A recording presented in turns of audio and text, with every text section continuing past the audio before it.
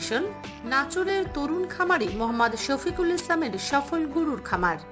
গোলাম জাকারিয়ার প্রতিবেদনে ও ক্যামেরায় ছিলেন মোহাম্মদ আব্দুল্লাহ। কণ্ঠে আছি আমি ফারজানা মৌসুমী।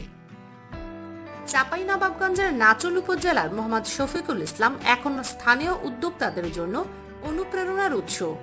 কয়েক মাস আগেও তিনি ছিলেন বেকার, তবে নিজ উদ্যোগে গড়ে তোলেন বন্ধু ফাউন্ডেশন নামে একটি ছোট্ট গরুর খামার। আজ সেই খামার থেকেই তিনি হয়ে উঠেছেন সফল ব্যবসায়ী। মাত্র 2 লাখ টাকায় শুরু করা খামারে বর্তমানে রয়েছে 30টি গরু, যার মধ্যে দেশি জাতের গরু ও মূল্যবান গরু চোখে পড়ার মতো। মোহাম্মদ শফিকুল ইসলাম জানিয়েছেন, খামারের পশুদের দৈনন্দিন যত্ন অত্যন্ত গুরুত্ব সহকারে করা হয়। দিনে একবার গোসল, নিয়মিত প্রাকৃতিক খাবার, নেপিয়ার ঘাস, খড়, ভুসি, দানাদার খাবার, ভুট্টা, কোনো ভেজাল খাবারের দরকার নেই। তিনি আরও জানিয়েছেন, এই খামারের মাধ্যমে তিনি নিজের পরিবার সহ স্থানীয় আরো অনেক বেকার যুবকের কর্মসংস্থান নিশ্চিত করেছেন।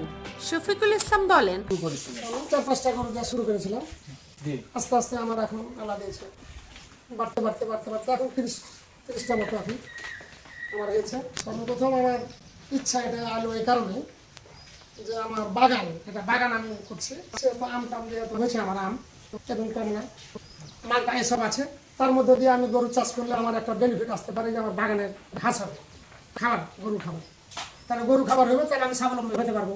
তাহলে আমি নষ্ট না করে বীজ মেরে ঘাসটা নষ্ট না করে আমি যেন ওই ঘাসটা গরুকে খাওয়াবো এবং কাজে লাগবে, যার কারণে ওটা আমার স্বাবলম্বী আমি হতে পারবো।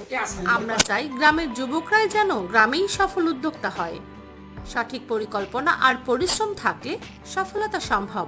স্থানীয়রা জানাচ্ছেন, মোহাম্মদ শফিকুল ইসলামের এই খামার এখন গ্রামের যুবকদের জন্য অনুপ্রেরণা। অনেকেই তার মতো প্রজেক্টের মাধ্যমে গরু খামার গড়ে নিজের জীবিকা ও সফলতা অর্জনের আগ্রহ প্রকাশ করেছেন।